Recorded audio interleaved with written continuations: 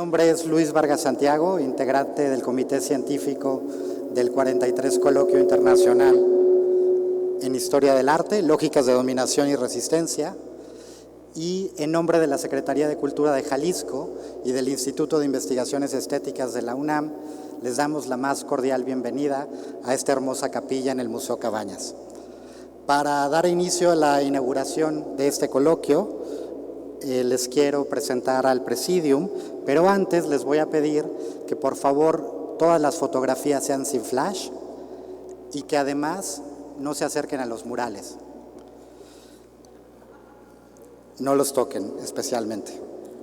Bien, nos acompañan el maestro Josué Martínez, director de Museos, Galerías y Exposiciones de Jalisco. Bienvenido. La maestra Susana Chávez Brandon, directora del Museo Cabañas, en representación del doctor Alberto Vital, coordinador de Humanidades de la UNAM, la doctora Gabriela Ríos Granados, el doctor Iván Ruiz, director del Instituto de Investigaciones Estéticas de la UNAM, y la licenciada Giovanna Jaspersen, secretaria de Cultura de Jalisco.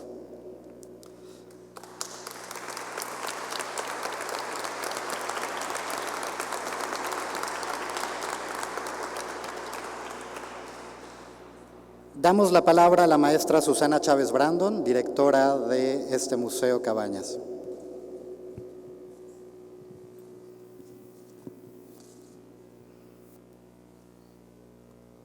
Hola, muy buenas tardes, bienvenidas y bienvenidos a este magnífico recinto, la Capilla Mayor del Museo Cabañas, lugar sagrado del muralismo mexicano y casa de una de las obras maestras de José Clemente Orozco, El Hombre de Fuego, bajo el cual están ustedes ahorita. Para el Museo Cabañas es un gusto ser la sede que inaugura los trabajos del Coloquio Internacional de Historia del Arte, cuyo eje temático, Lógicas de Dominación y Resistencia, es de gran pertinencia. Las ponencias que nos esperan serán sin duda generadoras de espacios de reflexión que enriquecerán las prácticas ya existentes y detonarán nuevas experiencias de pensamiento crítico.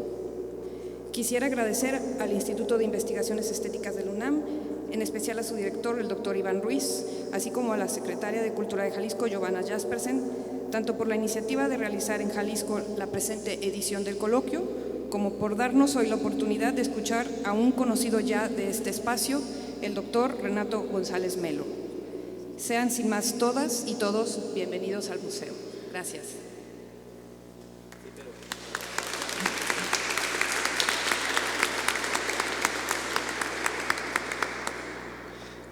Le pedimos a la doctora Gabriela Ríos, en representación del doctor Alberto Vital, coordinador de Humanidades de la UNAM, que nos extienda unas palabras. Claro que sí, muchas gracias. Muy buenas tardes. Tengo el privilegio de compartir este espacio inaugural con ustedes en representación del coordinador de Humanidades de la UNAM. El doctor Alberto Vital les saluda afectuosamente. Agradezco compartir con ustedes, con la maestra Chávez Brandon, el doctor Iván Ruiz, la maestra Giovanna Jaspersen, secretaria de Cultura de Jalisco, y a José Martínez por agradezco por estar aquí en esta inauguración y los saludo afectuosamente. Es un privilegio para mí estar en este recinto creado por Manuel González y que ahora, como comentaban, enmarcan los 43 años del Coloquio Internacional de Historia del Arte. Y el privilegio de estar en este auspicio me recuerda un poco el Museo de los Inválidos en París, porque pues también era un museo que en sus orígenes era el hospicio de los desvalidos de las guerras, pero a diferencia de este hospicio pues alberga un museo militar. El privilegio de estar aquí con ustedes entre la comunidad universitaria y la comunidad jalisciense, además de estar en este bello recinto con los murales de José Clemente Orozco, conlleva una propuesta muy interesante en estos 3 años que se han llevado en distintas localidades este coloquio internacional y que ahora precisamente coloca la atención en las lógicas de dominación y resistencia. Y esto nos permite pensar y repensar el arte como no únicamente una expresión neutra, sino como un resultado de una intencionalidad plenamente humana y que por tanto se convierte en un instrumento de opresión o como generadora de resistencia y de esperanza. De tal manera que nos encontramos ante una propuesta muy interesante que seguramente resultará rica tanto en su diálogo como en su discusión. Felicito al comité científico, al doctor Iván Ruiz, director del Instituto de Estéticas, y a su equipo por su impulso, su entusiasmo, a los organizadores. Agradezco también a la licenciada Giovanna Jaspersen, secretaria de Cultura del Estado de aquí de este estado, por facilitar las actividades, permitir prestar esta maravillosa sede para este coloquio. Todos ustedes han conseguido generar un programa que se toma en una propuesta, en una visión del arte en nuestros tiempos, en la que se conjugan miradas profundas y conocedoras. Las conferencias magistrales y las ponencias programadas dan cuenta de ello. Este coloquio representa y favorece los objetivos esenciales de nuestra universidad. Las presentaciones, que son el resultado de investigaciones profundas, la difusión del conocimiento que todos los expositores generosamente presentan, y la actividad en sí misma se convierte en un gran acto académico de enseñanza y de aprendizaje. Además, se han generado sinergias con instancias gubernamentales y la sociedad civil. No dudo que lo que aquí se exponga permeará a través de distintos mecanismos al resto de la sociedad. Me parece, licenciada Jaspersen, que los proyectos de cultura cardinal y cultura para la paz que impulsa la Secretaría a su mando serán directamente influidos y buenos instrumentos para difundir lo que aquí se aborde. La Coordinación de Humanidades se congratula de este evento y les desea el mejor de los éxitos. Y me gustaría referirme a una cita de Pablo Picasso con ocasión de las resistencias de su pintura del Guernica. No, la pintura no está hecha para decorar las habitaciones. Es un instrumento de guerra, ofensivo y defensivo contra el enemigo. Muchísimas gracias.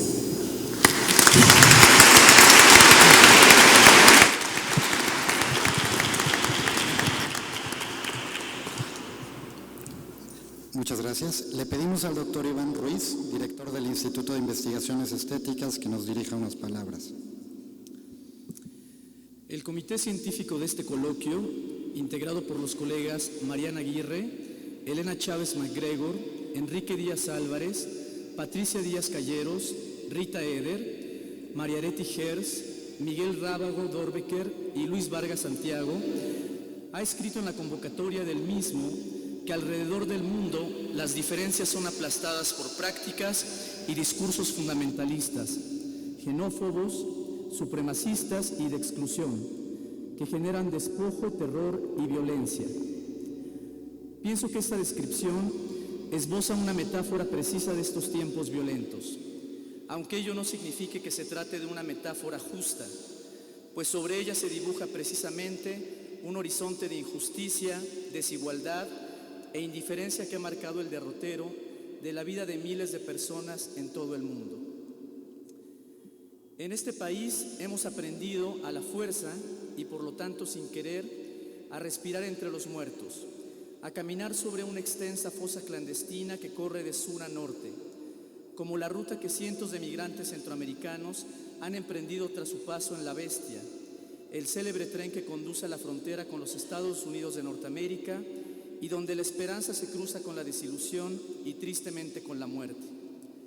No podemos ser indiferentes, como escribió Sontag, ante el dolor de los demás, ante un dolor que proviene la mayoría de las veces de acciones de despojo y humillación. Aunque la historia y el lazo social también nos han enseñado que toda acción de dominación es susceptible de ser saboteada con un acto de resistencia. Frente a una lógica de dominación, se levanta progresiva o repentinamente una lógica de resistencia. Esta noche, queridas y queridos colegas, estamos por inaugurar la edición número 43 del Coloquio Internacional de Historia del Arte del Instituto de Investigaciones Estéticas de la UNAM. Un coloquio de gran tradición en nuestra disciplina que coincide en su numeral con una cifra fatídica: el número de estudiantes desaparecidos de la Escuela Normal Rural Raúl Isidro Burgos de Ayotzinapa, Guerrero, acaecida la noche del 26 y la madrugada del 27 de septiembre del 2014. No quiero ver en este empalme entre un número arábigo y uno romano una simple coincidencia, sino una voluntad histórica porque la historia del arte, en su cruce con la estética y la política, no pierda su función social, y menos aún se desvincule de la realidad de un país de honda raíz cultural, tan problemático en sus diferentes niveles de organización y a su vez tan dinámico y fecundo. Del mismo modo, también veo en esta voluntad histórica tanto el privilegio de representar a las humanidades desde la máxima casa de estudios del país, como el imperante vocativo de llevar las discusiones académicas fuera del aula, de hacer de la universidad un espacio del saber común. En tan solo unos meses, el Instituto de Investigaciones Estéticas cumplirá 85 años de vida académica. La historia del arte mexicano se ha forjado desde el pensamiento crítico de los grandes maestros que hayan sido acogidos, desde que fue fundado como laboratorio de arte en 1935. Precisamente, el poseer un linaje de esta naturaleza nos ha exigido en diferentes momentos reinventar las aproximaciones teóricas, las metodologías de trabajo y nuestros objetos mismos de estudio. Al día de hoy, no solo somos un centro de referencia global en los estudios sobre arte mexicano, formamos parte de un diálogo intercontinental en donde se debate la especificidad de nuestra disciplina, su relación con otros ámbitos de conocimiento y su vinculación con problemáticas globales que nos aquejan y nos conciernen, antes que nada como humanistas. En este sentido, este coloquio refleja una vivacidad conceptual que se ha germinado desde las voces más jóvenes del Instituto en conjunto con las más experimentadas, dando así una idea precisa de la pluralidad y riqueza generacional que al día de hoy nos identifica como comunidad académica. Agradezco a la Secretaría de Cultura de Jalisco, a través de su titular, licenciada Giovanna Jaspersen, y el maestro Josué Martínez, la coordinación logística para recibirnos en esta ciudad emblemática para la historia del arte moderno en México. A la maestra Susana Chávez Brandon, por el gesto de hospitalidad al brindarnos este icónico espacio para dar voz a la conferencia de apertura. Los equipos de trabajo tanto de la Secretaría de Cultura de Jalisco como del Instituto de Investigaciones Estéticas han trabajado de manera intensiva por hacer posible este 43 Coloquio Internacional de Historia del Arte. Además, hemos recibido el generoso apoyo del Consejo Nacional de Ciencia y Tecnología, CONACYT, la Coordinación de Difusión Cultural y el Museo Universitario de Arte Contemporáneo de la UNAM. Quiero concluir expresando mi más sincero agradecimiento a la Rectoría de la Universidad Nacional Autónoma de México y a su titular, doctor Enrique Graue Vigers. En el arranque de esta nueva administración a mi cargo, el Instituto de Investigaciones Estéticas ha sido beneficiado de diversas maneras, siempre garantizando su espíritu crítico y la condición plural y heterogénea de quienes formamos parte de su comunidad académica y administrativa. La defensa que desde la Rectoría se ha hecho por la autonomía universitaria, a 90 años de haberlo obtenido, es la garantía de la formación de personas libres y creativas, capaces de construir y enriquecer los diálogos con el Estado y la sociedad civil, más allá de credos de cualquier índole. En consonancia con la autonomía universitaria, este 43 Coloquio Internacional de Historia del Arte aspira a ser un espacio de escucha, reflexión y debate colegiado sobre prácticas de dominación, estrategias de resistencia y fundamentalmente ejercicios de libertad que son la vía de acceso a los procesos de emancipación que queremos vivir. Muchas gracias y sean todos ustedes bienvenidos.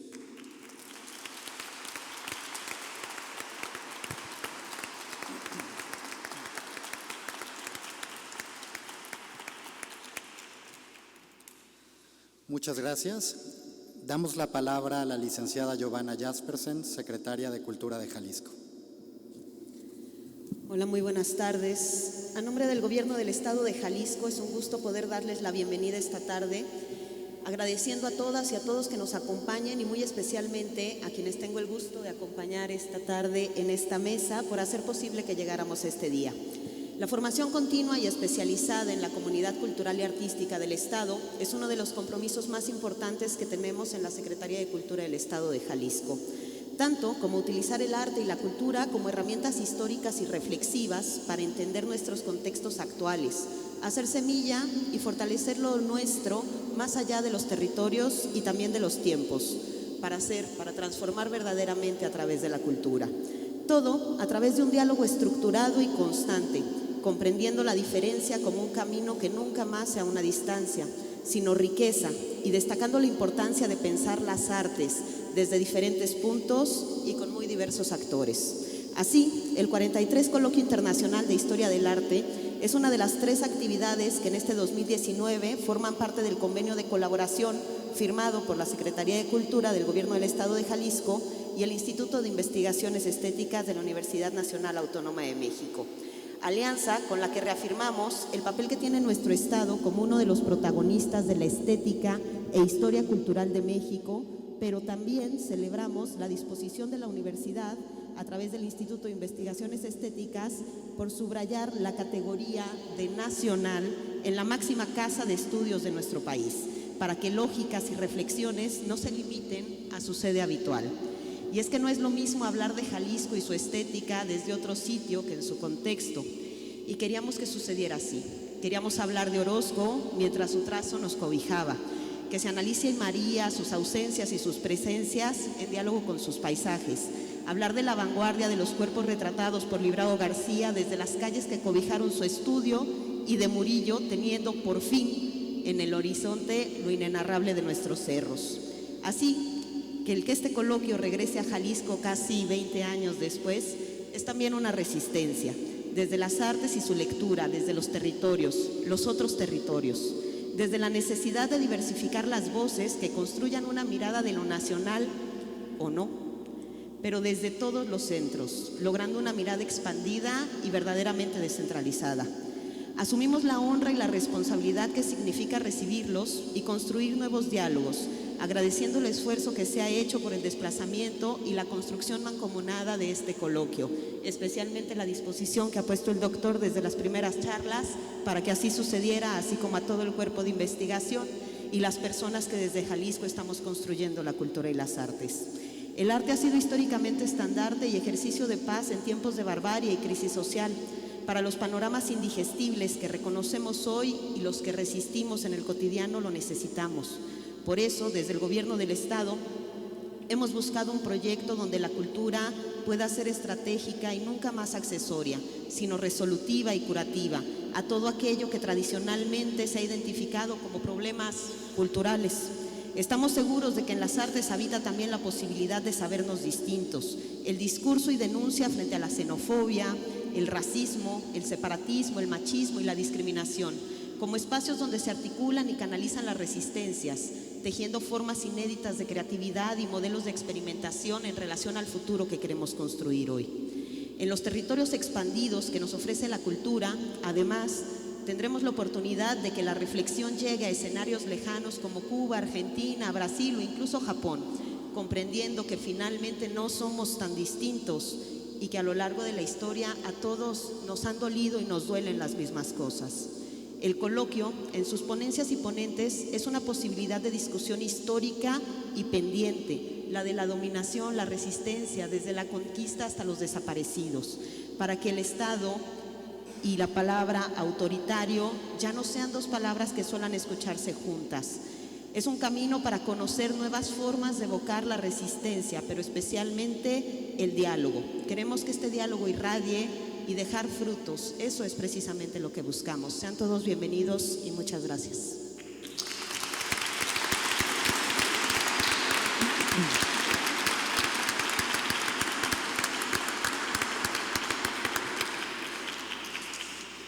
Muchas gracias.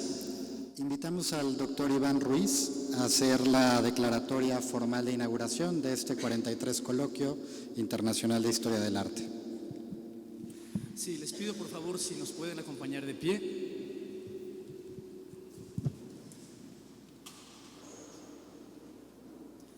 Bueno, siendo las 7:32 horas del martes 1 de octubre de 2019, damos por declaradas las actividades de esta jornada académica titulada Lógicas de Denominación y Resistencia, que representa el 43 Coloquio Internacional de Historia del Arte de la UNAM, y deseamos un diálogo fecundo entre los participantes de este país y nuestros invitados extranjeros y el público que nos acompaña.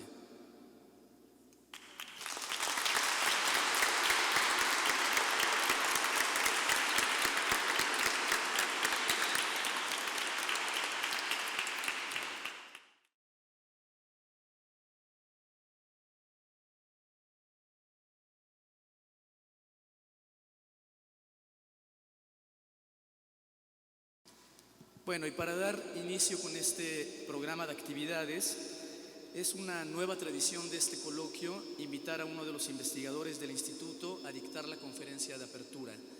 Por la pertinencia temática, por su trayectoria académica, el comité científico eligió al doctor Renato González Melo para que tuviera esta participación inaugural con una conferencia que se titula La pintura mural y el Estado autoritario. Solamente quiero destacar que dentro de su brillante trayectoria académica, el doctor González Melo forma parte de una generación que junto con grandes maestros como Fausto Ramírez y Rita Eder, ofreció nuevas claves de interpretación de la pintura mural mexicana. Y recientemente tuvo el buen tino de dirigir durante 2 periodos el Instituto de Investigaciones Estéticas, así que me da muchísimo gusto que sea él quien nos dicte esta conferencia de apertura. Gracias, Renato. Muchas gracias, Iván. No sé si se oye bien. Voy a abusar 1 minuto de la palabra para aprovecharme de que hay todas estas autoridades presentes y hacerles públicamente una propuesta. Pienso que tiene que haber en Guadalajara un seminario académico. Aquí ya hay una licenciatura en Historia del Arte, aquí ya se hacen estudios de restauración y tiene que haber un seminario sobre la obra de José Clemente Orozco, para que jóvenes de Jalisco tengan la oportunidad que tuve yo de estudiar a este gran pintor. Entonces, ojalá que desde la UNAM podamos apoyarlos en todo lo posible para llevar a cabo esto que, lo saben algunos de los aquí presentes, ha sido durante muchos años un sueño que hemos tenido los especialistas. Voy a comenzar. Agradezco mucho al comité académico la invitación para elaborar esta conferencia. Además de ser un honor, es un reto considerable, pues en nuestro instituto, tanto como en la sociedad, hay una pluralidad de opiniones sobre el significado de la autoridad, la naturaleza del Estado y la historia del totalitarismo. En general, puede decirse que la dictadura de unos es la esperanza de otros. Perdón.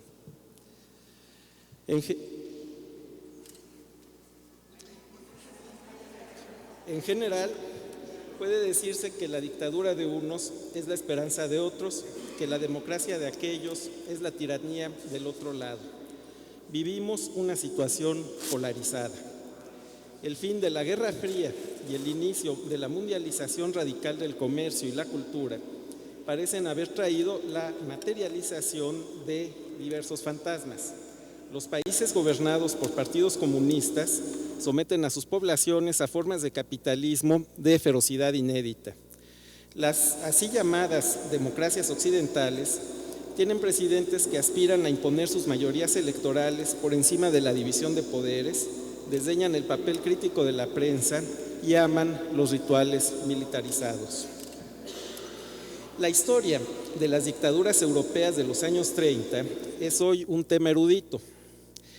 Y en ese ámbito, las alarmas sonaron con mucha fuerza entre los especialistas cuando Stephen Bannon, uno de los asesores del entonces candidato Donald Trump, se refirió muy elogiosamente al intelectual de vanguardia italiano, amigo de los dadaístas, pero también fascista, racista y germanófilo, Julius Evola. Pero, ¿qué pueden hacer los especialistas frente a las mayorías electorales? Después de todo, las declaraciones de los candidatos o de los presidentes no se someten a la evaluación entre pares.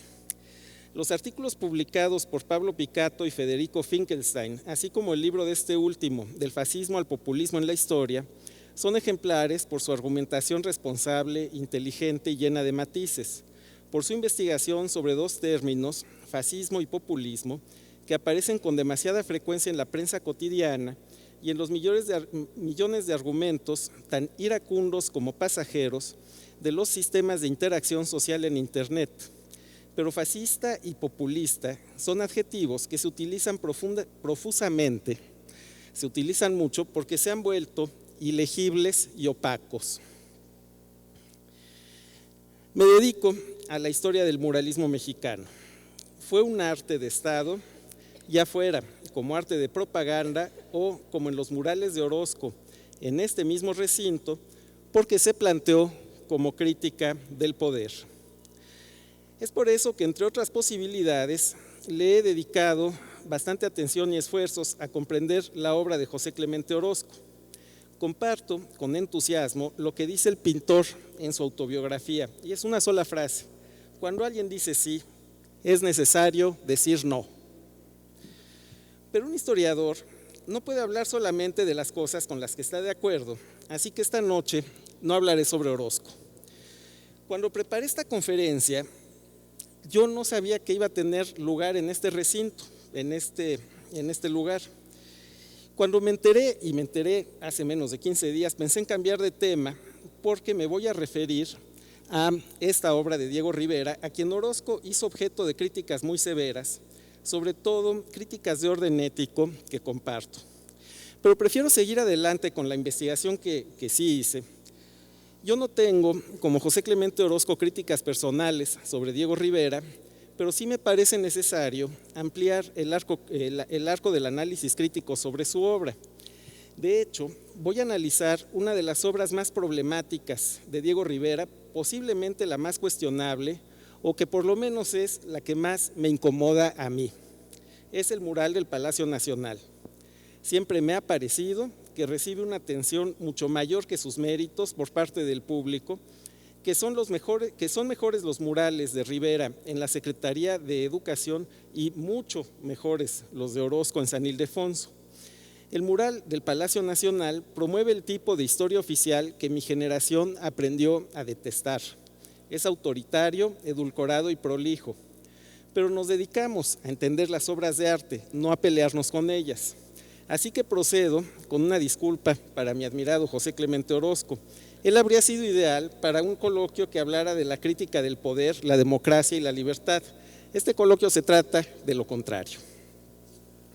La relación entre la pintura y la política es central en la reflexión historiográfica por varias razones.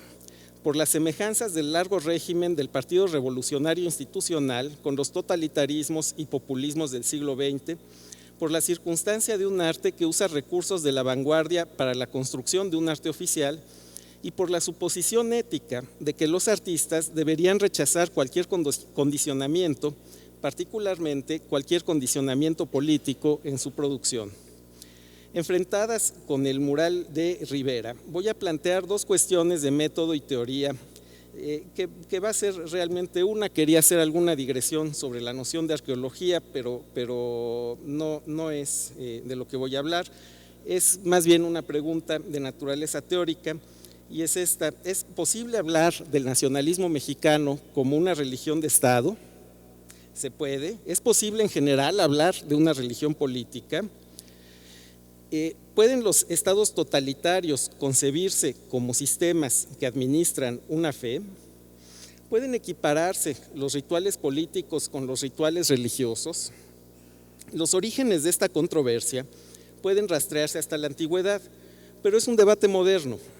Es pues bastante difícil de seguir, pero haré un intento de resumir lo que conozco del problema. Una parte de la historiografía sobre los fascismos europeos ha trabajado de manera sistemática sobre la hipótesis de que el fascismo fue o incluyó una religión política.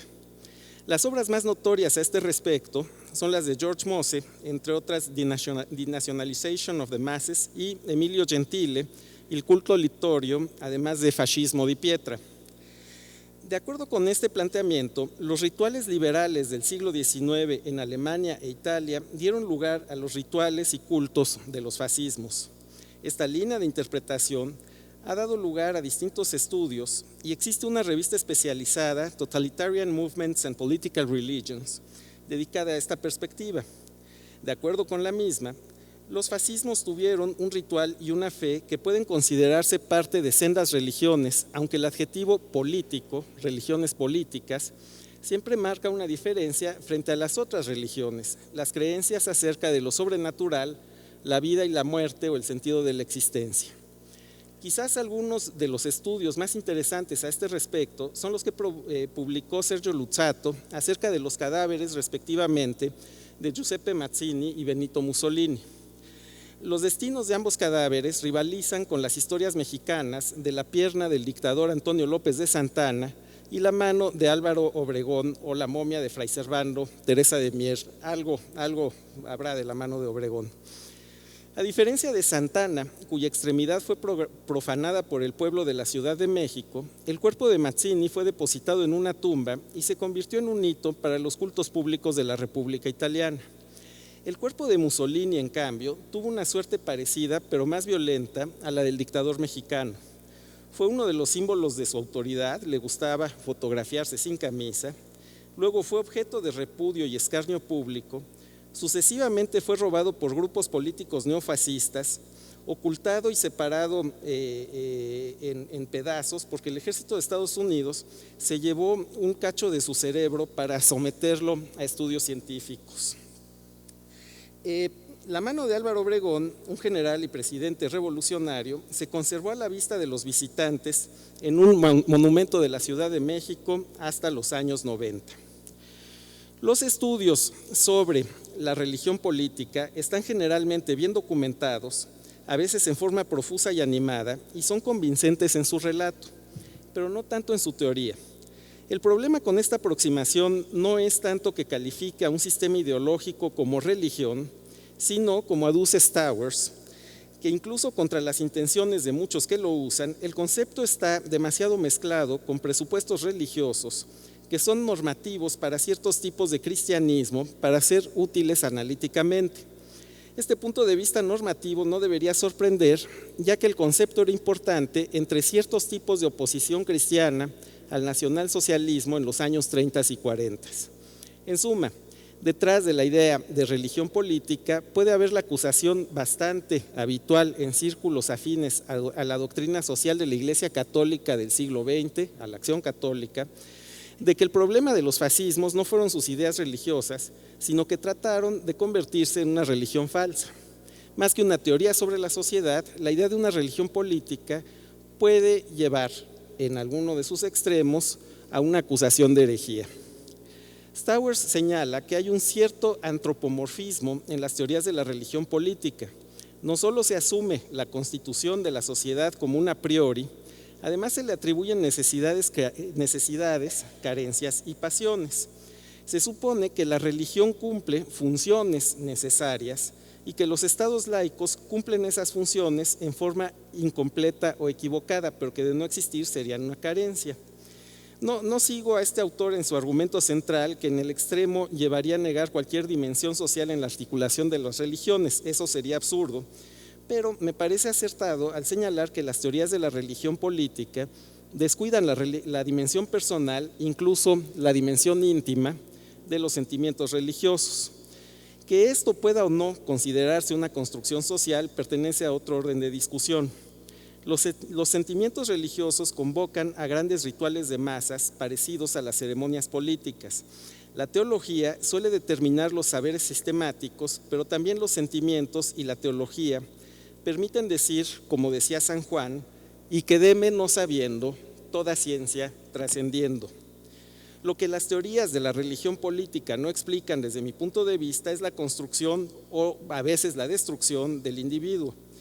Mi punto de vista es extremadamente materialista. Creo que este problema merece la mayor atención de los historiadores, porque de ninguna manera podría suponerse que el individuo moderno sea una especie de persona natural.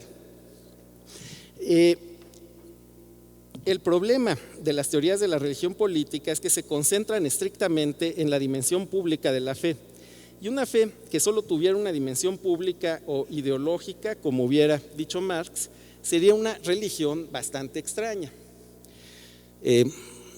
Ahí la mano del general Obregón. Y así, bastante extrañas, aparecen ahora las formas de la piedad en el México de los años 20, quizás un tanto distorsionadas por la guerra, que nunca es privada o personal. El militante vasconcelista, Mauricio Magdaleno, a quien me referiré bastante más adelante, describe así la habitación de su padre, un obregonista convencido, al enterarse de la muerte del caudillo Álvaro Obregón, a quien asesinó un militante católico radical. Voy a citar a Mauricio Magdaleno. En la foto, 42 por 30 centímetros, enmarcada por la orla dorada de complicados relieves rococós, a la altura del poderoso y uniformado pecho, unas gruesas letras a tinta negra rezaban: para mi buen amigo y correligionario don Vicente Magdaleno, quien entrase, ignorante de todo, bajo aquel modestísimo techo, hubiera sabido en el acto a qué atenerse. Allí había alguien para quien Obregón era objeto de culto, y es muy probablemente esta que es un poco la foto oficial del general Obregón. Esta discusión es importante en la historia mexicana porque en México tuvo lugar una guerra religiosa que confrontó a algunas comunidades campesinas del centro y occidente del país con el régimen posrevolucionario. Me refiero a la cristiada. La historiografía de esa guerra civil está llena de acusaciones, a veces no muy bien fundamentadas, sobre la manera en que los callistas quisieron instaurar una religión de Estado más allá de la Iglesia Apostólica Mexicana, que fue una organización insignificante. Por ejemplo, encuentro este pasaje en La Cristiada de Jean Meyer, lo voy a citar in extenso. Tomás Garrido Canaval fue el especialista de las manifestaciones teatrales y de la propaganda anticlerical, usando la enseñanza por la imagen dada por los agustinos, la técnica de la doctrina cristiana en las tiras del dibujos del Tlacuilo. Grandes carteles de colores chillones, admirablemente dibujados, representaban una mujer crucificada cuyos pies besaba un fraile lúbrico, un sacerdote tambaleante, embriagado con el vino de consagrar, y otro que en las gradas del altar recibía dinero de una pareja que se moría de hambre. Y Meyer es puntual en sus conclusiones: sin la cristiada no hubiera habido educación socialista con sus liturgias laicas, panteístas y arqueológicas. Son numerosas las imágenes que sustentarían esta forma de pensar, porque los propios artistas se propusieron, al calor de la confrontación, construir las imágenes de un culto republicano que compitiera, sobre todo en los pequeños sindicatos, en las asociaciones agrarias y mutualistas, con las estampas y formas modernas de piedad promovidas por la Acción Católica. Esta crítica de la cultura posrevolucionaria es indisociable de la confrontación religiosa de los años 20 y se expresa en términos muy semejantes en The Power and the Glory, la novela de Graham Greene, ambientada en el conflicto religioso mexicano. Existen análisis académicos, en algunos casos empáticos, de la revolución como sistema religioso. El que tiene mayor mérito es, sin duda, el libro de Thomas Benjamin, La Revolución Mexicana, Memoria, Mito e Historia. Los mismos artistas reflexionaron largo y tendido sobre el problema de la fe. Solo llamo la atención sobre los murales de José Clemente Orozco en este recinto para demostrar que la reflexión sobre el problema religioso es profunda y extensa. Vamos a pasar al Palacio Nacional. Remodelado en 1926 por Augusto Petricholi, el Palacio Nacional no es un monumento moderno. No obstante, la remodelación efectuada durante el sexenio de Plutarco Elías Calles lo actualiza y reivindica para el Estado modernizador. Esta remodelación puede verse como un punto de inflexión más que como un evento singular. El Palacio Nacional se encuentra sometido a una remodelación permanente. el examen de la documentación existente en el archivo del INDABIN, y aquí quiero dar las gracias a todo el personal del archivo del INDABIN, que es la oficina pública que administra los inmuebles federales. Realmente tienen uno de los mejores archivos, de los mejor organizados del país. El análisis de esta documentación revela que este gigantesco contrafacto arquitectónico, le robo la noción de contrafacto a Lucero Enríquez, no mantiene un aspecto estable nunca. Las pequeñas modificaciones, las operaciones de mantenimiento que implican un cambio de aspecto, las oficinas que se quitan y los pisos que se añaden, las voces de alarma sobre el mal estado de tan importante inmueble. En 1924, después de numerosos pequeños arreglos, circulan unas fotografías que muestran al edificio sede del Poder Ejecutivo, vamos, la oficina del presidente, el que tiene el nombre de Palacio, como un pobre conjunto de accesorias venidas a menos. Además de la extensa patología que conocen todos los restauradores del centro histórico de la Ciudad de México, los hundimientos diferenciales, las grietas, las afloraciones de humedad, los polines para apuntalar, llama la atención que las paredes del mismísimo Palacio Nacional exhiban sendos carteles de propaganda de Scaramouche, la película protagonizada por Ramón Novarro, y de lo que parecen unas tandas tituladas Las Puedo. Este reportaje gráfico, que solo circuló en las oficinas del propio Palacio, puede haber contribuido a que en 1926 el presidente Calles y sobre todo su secretario de Hacienda, Alberto J. Pani, decidieran emprender una modificación mayor.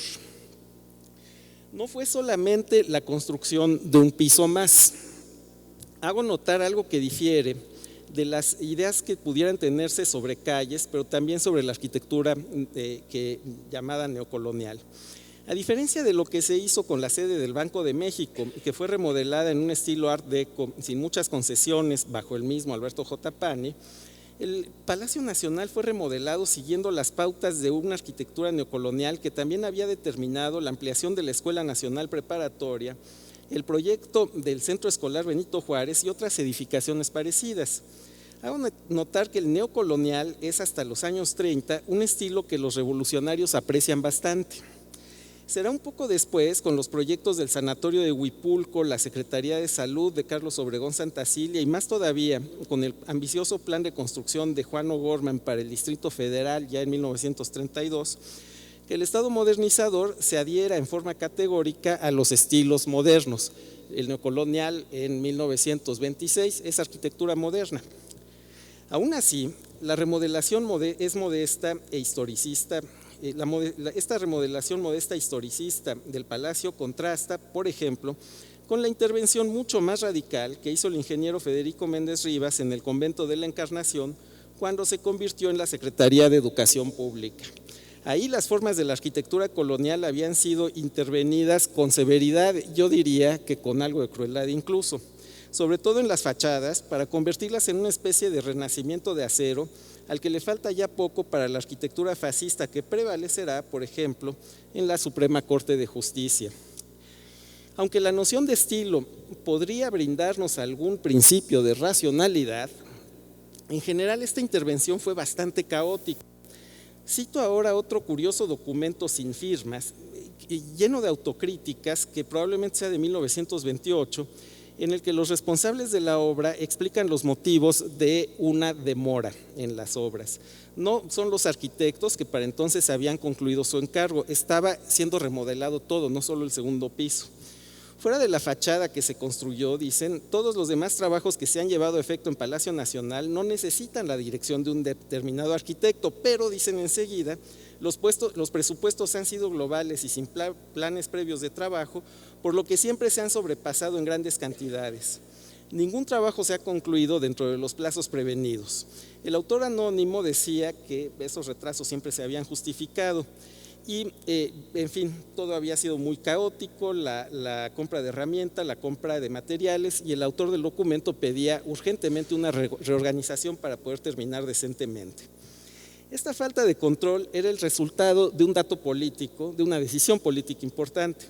El Palacio Nacional fue remodelado para construir las oficinas de la Contraloría, además de las oficinas del presidente y de la Secretaría de Hacienda, y aquí está el mobiliario para el despacho de Pani, diseñado en la misma tirada. Además de esto, el Palacio albergaba el Museo Nacional, los talleres de impresión de valores, donde se hacían los timbres postales y fiscales, las oficinas de la Secretaría de Comunicaciones y Obras Públicas, una parte de esa secretaría, varias instalaciones militares que incluían hasta una cancha de básquetbol, el Archivo General de la Nación, el Senado de la República, el Departamento de Estadística, la Tesorería y otras dependencias. De hecho, el archivo contiene un montón de solicitudes de dependencias oficiales pidiendo un espacio. Había muchas, pero había más que querían estar ahí. El presidente de la República vive en el castillo de Chapultepec, pero se considera necesario que tenga al alcance de la mano una variedad de funciones del Estado, particularmente las que tienen relación con los fondos públicos. Algunas siguen ahí hasta la fecha. Estamos ante una autoridad extremadamente centralizada, pero su concentración paradójicamente hace que las decisiones más sencillas se vuelvan temas de combate burocrático. Esta es una historia que conocemos desde la colonia. En general, se asume que la remodelación, que incluyó la construcción de la tesorería de la Federación por Manuel Ortiz Monasterio, tiene que ver con la importancia que le daba Calles a la política financiera. Su secretario de Hacienda necesitaba espacio. No siempre se ha puesto atención en el remate central de la fachada, decorado por dos esculturas de Manuel Centurión, un guerrero mexica y otro español, rodeados de una profusa decoración rococó y flanqueando al escudo nacional. Los personajes están caracterizados de una manera que recuerda a los disfraces usados en las ceremonias del centenario de la independencia al final del periodo de Porfirio Díaz.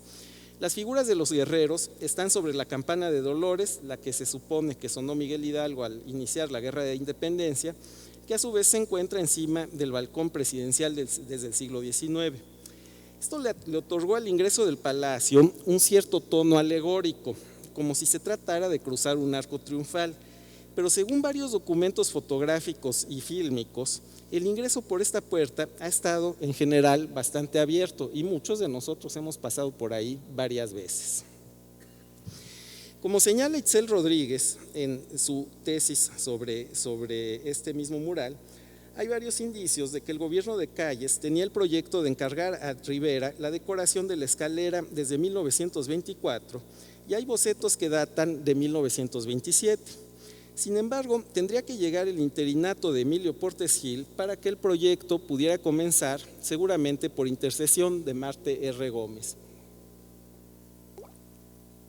El libro de Susana Pliego explica la conformación de esta especie de grupo político agrarista. Realizado en varias etapas entre 1929 y 1950, el conjunto de murales de Diego Rivera modifica una vez más el recorrido. Miles de turistas, burócratas y ciudadanos haciendo trámites pasan todos los días por la puerta, se desorientan en el patio, retroceden un poco y suben la escalera. En este análisis me voy a referir al segmento central. Lo he hecho en otra oportunidad y seguramente será más porque pues es muy prolijo, está muy atiborrado de cosas y hay mucho que decir. Esta obra ilustra una historia que puede llamarse escolar porque incluye a todos los personajes que suelen aparecer en los libros de texto de la educación elemental. No obstante, está bastante lejos de ser didáctico porque la presentación sin fin de próceres y personajes difícilmente permitiría abstraer alguna idea general. Para cualquier mexicano, la multitud del tablero central recordará la complicada historia del siglo XIX con sus 40 gobernantes en los 40 años que van de la consumación de la independencia hasta el imperio de Maximiliano, con sus 11 presidencias de Santana, con sus presidentes de 45 minutos. Leonard Fulbright hace notar que el tablero central de la escalera coincide con la fundación del Partido Nacional Revolucionario, es 1929. El muro central recurre al canon narrativo, cuya fortuna data del Renacimiento, aunque es anterior, de los hombres ilustres. El clasicismo de esta referencia puede parecer chocante para una pintura que se precia de sus prendas revolucionarias y vanguardistas, pero estamos justo en la coyuntura que lleva a Alfonso Reyes a pedir, entre comillas, el latín para las izquierdas, la celebración oficial del segundo milenio de Virgilio, organizada oficialmente en México por el gobierno mexicano. El presidente Ortiz Rubio, que era ingeniero, no parece el personaje más inclinado a la lectura de los clásicos. La celebración del bimilenario virgiliano era al mismo tiempo, en los mismos años, un proyecto oficial del Estado italiano, aunque no tan fastuosa como la celebración augustea algunos años más tarde. Esto realmente me intriga bastante y vamos a dedicarle más esfuerzos en el futuro. Por lo pronto diría que en su ensayo introductorio para la publicación oficial mexicana, Reyes evoca el pensamiento de Oswald Spengler y, adhiriéndose a un ideal de cultura universal, hace votos porque ese sistema simbólico, el de la cultura universal, se apoya en las culturas europeas del Mediterráneo. No, dice Reyes, por favor, no en las culturas orientales. Reyes estaba bastante lejos cuando se pintó el mural de Rivera, pero habían sido amigos de juventud, habían compartido el asombro ante las vanguardias radicales y hay rastros de algunos textos de Reyes en obras bastante tardías de Rivera, como el llamado Mercado de Tlatelolco de los años 40 en el propio Palacio Nacional, que evoca, creo yo que explícitamente, la visión de Anáhuac de Alfonso Reyes. El mural de Rivera se comienza a pintar en una circunstancia precisa. En julio de 1928 fue asesinado el presidente electo Álvaro Obregón. Este último era el caudillo que reunía las lealtades de los generales revolucionarios. Plutarco Elías Calles, el presidente saliente, muy antipático pero con mucha visión política, llama organización de un partido que reemplace a esa red de vínculos personales por una identidad política abstracta e impersonal. Nace el Partido Nacional Revolucionario, antecedente del PRI, que postuló a Pascual Ortiz Rubio. La oposición se organizó alrededor de la candidatura del ex secretario de Educación bajo la presidencia de Obregón, José Vasconcelos. Este precedente y la posterior deriva de Vasconcelos hacia el fascismo, que ocurre años después, el trayecto pienso que lo analiza muy bien el fisgón Rafael Barajas en su libro sobre las lecturas ultraderechistas de Gómez Morín, y pues Vasconcelos se vuelve pronazi ya a la mitad de los años 30. Y esto determina una muy mala fortuna de Vasconcelos en el discurso oficial. Vasconcelos se convierte en el otro de un régimen que buscaba deslindarse del discurso democrático liberal del maderismo, y entonces Vasconcelos se vuelve en una buena figura simbólica, digamos, para reunir en ella todos los defectos que veían los revolucionarios del Partido Nacional Revolucionario en el maderismo. Un par de ejemplos nos permiten comprender la profundidad de esta ruptura. El Partido Nacional Revolucionario comenzó a publicar un periódico propio en mayo de 29, el Nacional Revolucionario.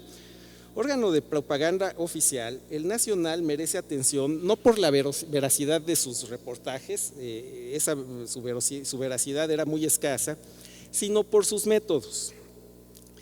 Dedicado asiduamente a atacar a José Vasconcelos, al partido que lo postulaba, el partido antirreeleccionista, y a los periódicos que lo apoyaban, el 28 de agosto de 1929, el Nacional publicó en primera plana la reproducción de un supuesto pacto entre José Vasconcelos y Miguel Lanz Duret, gerente del Universal, donde este último se comprometía a articular la campaña de prensa de la candidatura presidencial del licenciado Vasconcelos en el periódico, en el Universal, así decía, naturalmente, añadía, con la prudencia y habilidad necesarias para evitar que esta empresa sufra una ofensiva de parte del actual gobierno.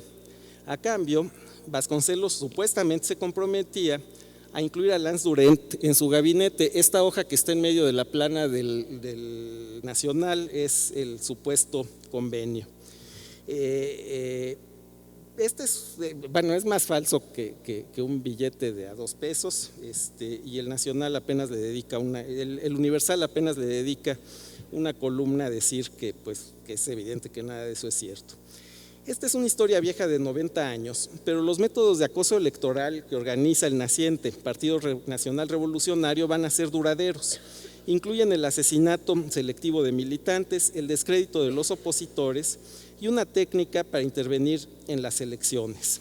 Esa técnica se apoya mucho en la organización. El partido oficial se precia de su organización Y el Nacional publica reportajes gráficos minuciosos con mapas. Cardex, la foto a la izquierda es una de estas cajoneras de Cardex, y otras herramientas modernas para organizar las votaciones. La semana de las votaciones, además de las caricaturas contra Vasconcelos, publica unos anuncios con flechas para dirigir a sus votantes, reales o imaginarios, hacia las urnas, y argumenta que debe votarse por el Partido Nacional Revolucionario porque es, en efecto, el partido que va a ganar. Esto es, vamos a ganar, por lo tanto tienes que votar por el que va a ganar. Presume, pues, que obtendrá entre el 95 y el 100% de los votos, según la región, y con algo de arrogancia exhorta a los reaccionarios, a los enemigos, a no votar por él. Al día siguiente, es decir, ustedes que no están con nosotros, ni vengan a votar por nosotros, no los queremos. Al día siguiente de las votaciones, asegura que todo el país, así dice, todo el país votó por el candidato de la revolución y acusa a los vasconcelistas de organizar disturbios violentos. Es posible dudar que esta organización fuese tan completa como se ufanaba el Diario Oficial. Aún así, el nuevo partido ha encontrado uno de sus argumentos más longevos. El partido en el gobierno es el mejor organizado, ese es el argumento. Votar por cualquier otra opción es, además de irresponsable, patético. Las caricaturas de Salvador Pruneda, que son espléndidas, muestran al ex secretario como un pelele, falso budista, mal chofer, náufrago en una isla desierta frente a Mazatlán, y la caricatura pone en su boca las estrofas de una opereta mariana de Francisco Camprodón. Este nominalismo exacerbado es útil para la invectiva política y es el mismo que guía el relato del mural, el paso de un personaje a otro. La identificación de los personajes ha sido uno de los pasatiempos favoritos de los investigadores, aunque se puede recordar al respecto lo que advierte Rosalind Krauss en una famosa polémica sobre Picasso. Hay que evitar que los nombres propios colonicen el espacio de la pintura y se conviertan en una especie de significantes absolutos. La invectiva del Nacional, pero también el mural de Diego Rivera, se apoyan en esa posibilidad que en su extremo impediría una descripción integral para enumerar más bien la lista de nombres propios. En este sentido, encuentro muy interesante esta caricatura de Salvador Pruneda, que se refiere a un incidente de la oposición, a unas elecciones primarias. Hay un segundo partido antirreeleccionista que busca candidato, pero a sus integrantes se les niega precisamente la identidad. Esto da cuenta, en realidad, sí, de un régimen muy autoritario, pero no creo que la noción de totalitarismo lo defina con mucha exactitud, porque un régimen totalitario no haría necesariamente tanto énfasis en la identidad individual y buscaría diluirla en la identidad nacional, desde luego.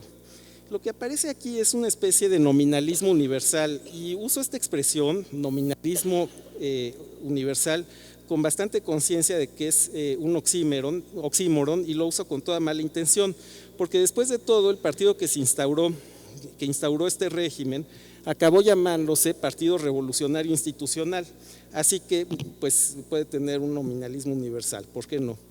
Lo que hace de la pintura de Rivera un artefacto para la propaganda de este régimen no es una concesión moral o de calidad, es la construcción de este sistema identitario. De hecho, aunque Rivera sí se adhirió en sus memorias al linchamiento moral de su mecenas, y en otros lugares incluso lo denostó, en el mural de Palacio Nacional su posición fue muy ambigua, porque incluyó a Vasconcelos y además a Vito Alessio Robles, dirigente del Partido Nacional Antirreeleccionista, junto a los próceres revolucionarios. Un trabajador los confronta y se ve su martillo ahí abajo, enfrente de Carranza, pero la verdad casi no se ve. Es una confrontación muy tenue, no es una caricatura. Cuando Rivera quería hacer una caricatura de Vasconcelos, la hizo, y la hizo en la Secretaría de Educación. Esto es extravagante, pero hay que entender que a pesar de la violencia retórica de la contienda, había una enorme porosidad entre los bandos en pugna. No sería exagerado llamar a Rivera, que aquí aparece con el presidente interino Emilio Portes Gil, con el doctor Atl, entre otras personas, No sería exagerado llamarlo pintor oficial durante el callismo y el maximato, al menos así lo acreditan sus obras en Chapingo, en la Secretaría de Educación, en el Palacio de Cortés y en el propio Palacio Nacional.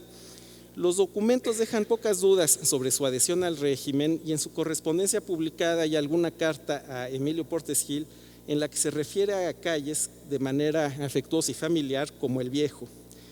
Pero algunos factores eran contradictorios, mucho. Frida Kahlo había sido amiga del joven estudiante vasconcelista asesinado por la policía, Germán del Campo, que había sido uno de los famosos cachuchas. Frida se presentó en el velorio de este malogrado activista muerto a tiros, acompañada de su esposo, y los dos dejaron como ofrenda 2 banderas comunistas. Cito nuevamente a Mauricio Magdaleno: las banderas tricolores de los clubes montaron guardia durante 40 horas. Diego Rivera y Frida Kahlo y otros viejos amigos de Germán desplegaron las suyas, rojas y con la hoz y el martillo dorados, en un ángulo. En su recuerdo de la campaña, el vasconcelista Mauricio Magdaleno argumenta muy esmeradamente que los estudiantes vasconcelistas estaban lejos de ser derechistas o reaccionarios. Escrito en 1956, Las palabras perdidas tiene el propósito notorio de reconfigurar el sitio en la opinión pública de un estudiante vasconcelista que, andando el tiempo, se había afiliado al partido oficial y estaba a punto de convertirse en el presidente, Adolfo López Mateos. Magdaleno me interesa mucho porque nos va a ayudar a entender cómo fue reinterpretada la obra, tanto la remodelación del palacio como el mural de Diego Rivera. En 1948 se estrenó Río Escondido, la película protagonizada por María Félix, dirigida por Emilio Fernández y fotografiada por Gabriel Figueroa. Vale la pena poner atención en el guionista, que es Mauricio Magdaleno. Se trata, aunque casi 20 años después de la campaña de José Vasconcelos y de la remodelación del palacio, de este ex estudiante, ahora escritor, de hecho convertido en uno de los escritores comprometidos con el proyecto de construir una literatura asociada con la revolución. Voy a pedirles unos minutos para ver la secuencia inicial de Río Escondido y ojalá que se escuche bien el sonido, por favor.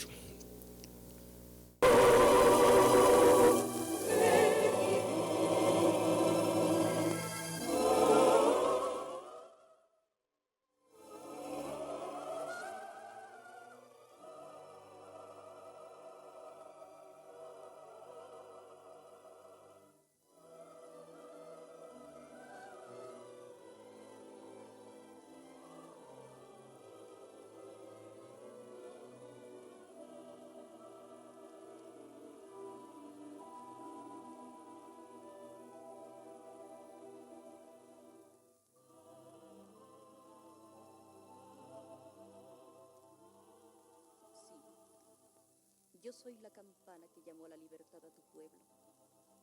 Soy la campana de Dolores. Sueno una vez al año, la noche del 15 de septiembre, y en mi voz late la eternidad de México.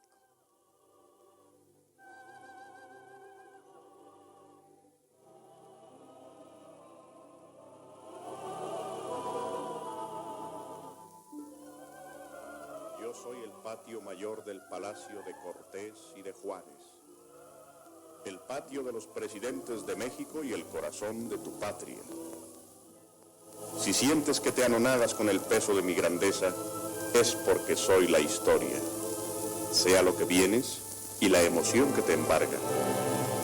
Vas a ver al presidente de la República. Allá arriba está su despacho. Sube por esa escalera.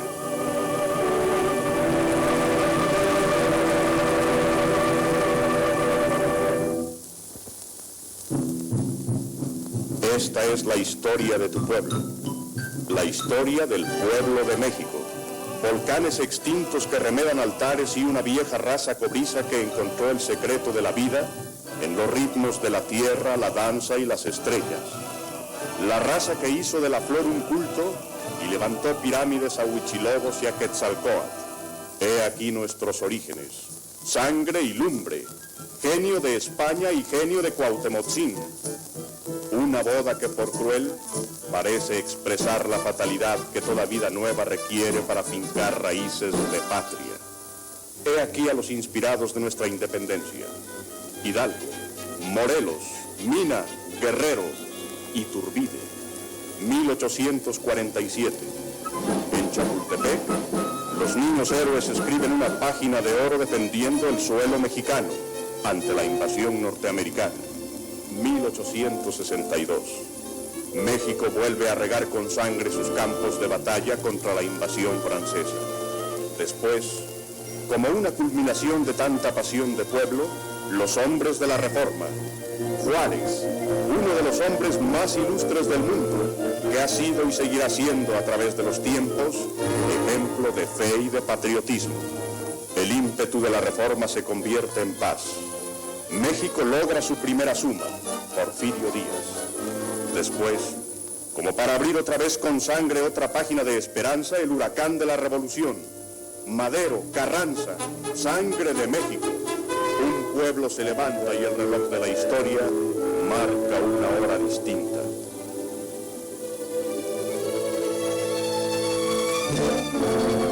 México se suma al dolor del mundo.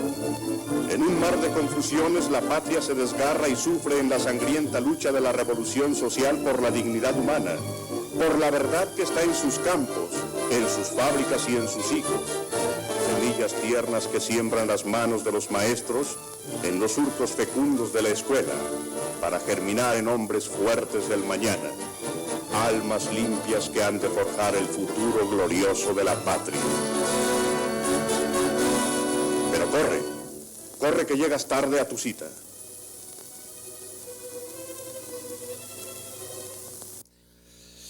En fin, la protagonista se dirige al Palacio Nacional para entrevistarse con el presidente, pero antes se detiene frente a la fachada y la fachada le habla, la interpela. Enseguida entra por la puerta central, un trayecto breve que estaba al alcance de los presidentes, de sus invitados y de sus automóviles, pero también de cualquier persona.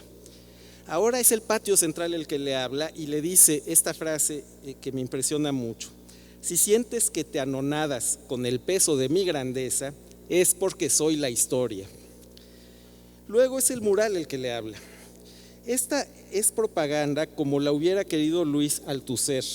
La propaganda se dirige a ti como el policía que te interpela y te dice: oye tú, saco esta cita del libro de Yvonne Levy.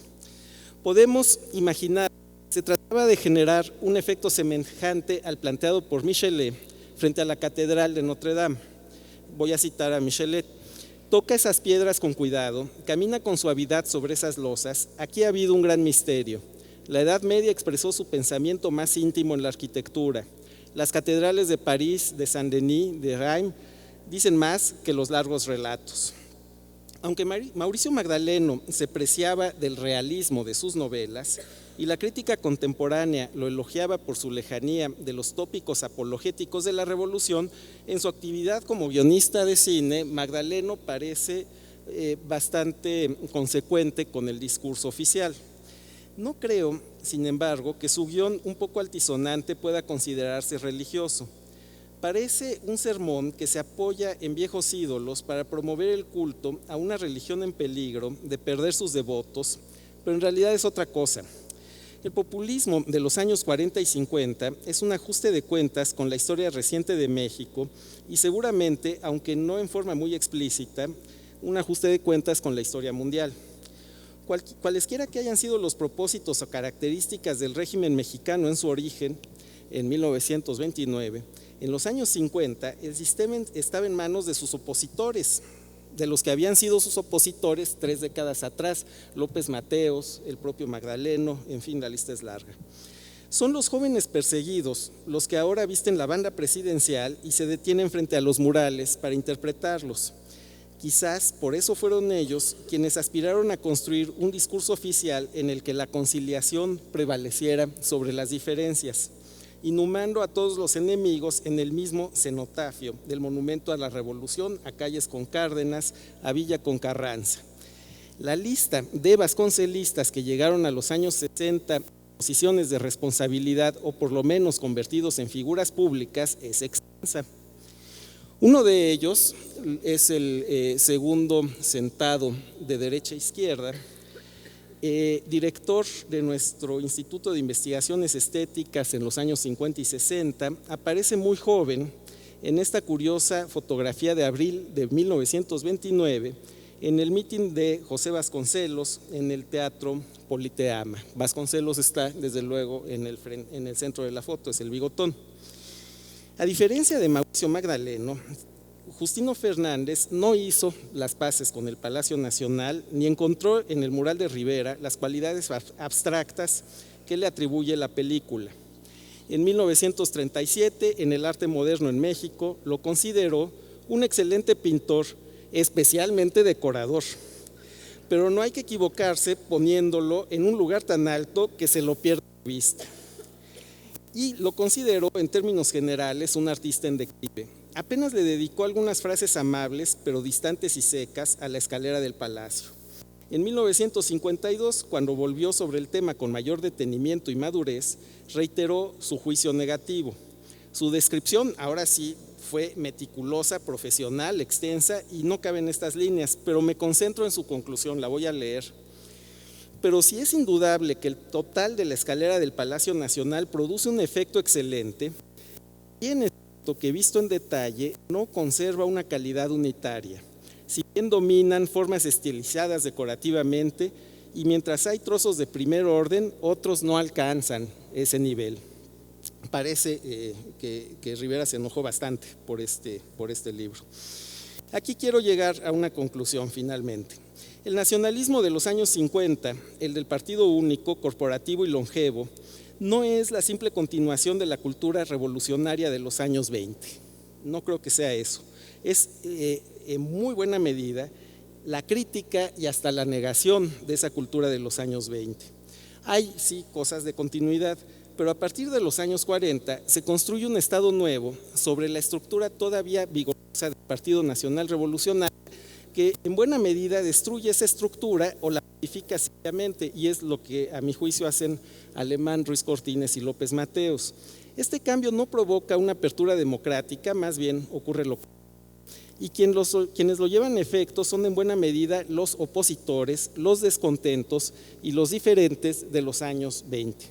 La reinterpretación de los murales de Diego Rivera y del edificio en el que se encuentran pertenece a ese momento de reconstrucción que no concluye hasta el final del régimen, de la misma manera que el Palacio Nacional hasta la fecha sigue en un proceso de una reconstrucción que es en realidad una reinterpretación.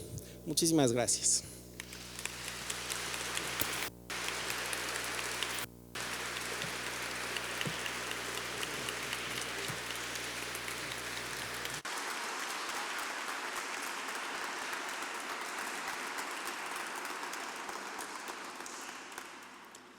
Muchísimas gracias, Renato. Les damos a todos las gracias por su asistencia. Los invitamos a acompañarnos el día de mañana en el edificio Arronis, sede de la Secretaría de Cultura, a las 9 de la mañana en punto, para arrancar las ponencias a las 9:30.